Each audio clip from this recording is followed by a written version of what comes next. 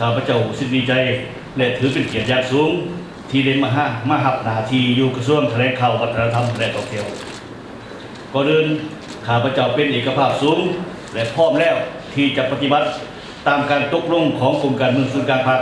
ให้มาหับหน้าที่อยู่กระทรวงแถลงข่าววัฒนธรรมของพวกเราเพราะข้าพเจ้ารับผู้แจ้งว่าการจัดวางซับซ้อนและการแต่งตั้งยกย้ายพนักงานทุกครั้งของพรรครัฐบาลแม่นควบจำเป็นแม่นแผนนโยบายใหญ่ของพรรคที่แน่ใส่จัดวางกำลังของพรรคปรับปรุงการนำพาของพรรคเพื่อนำเอาภารกิจปฏิบัติก้าวขึ้นอย่างยืนยันข้าพเจ้ารู้สึกดีใจที่ถึงแต่งตั้งทีนี้ก็เพราะกรมการเมืองศูนย์กลางพรรคได้ตีราคาสูงต่อผลงานการประกอบส่วนของข้าพเจ้าในระยะผ่านมาตีราคาสูงและเชื่อมั่นต่อความรู้ความสามารถที่ข้าพเจ้ามี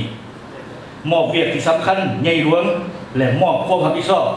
ของพรรคให้แก่ข้าพเจ้าในการนำพากระทรวงของเราถึงอย่างไรก็ตาม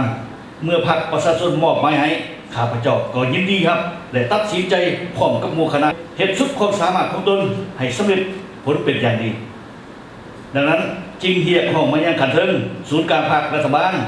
จงให้การชี้ทิศเยี่ยงทางและแนะนำเป็นประจำอย่างใกล้ชิดให้แก่พวกข้าพเจ้าในฐานะที่ปรึกษาเป็นพนักงานการนำของพรรคของรัฐของคณะกรรมการจงพร้อมกันเอกภาพและกับการตกลงของกรมการเมืองศูนย์กลางพรรคและคณะเลขาธิการศูนย์กลางพรรคพวกเฮาต้องเข้าใจว่าบรรดาสหายพนักงานนำพาคุ้มครองแต่ละขันที่ได้รับนโยบายอุดหนุนบำนาญนั้นล้วนแต่แม่นผู้มีผลงานและมีคุณงามความดี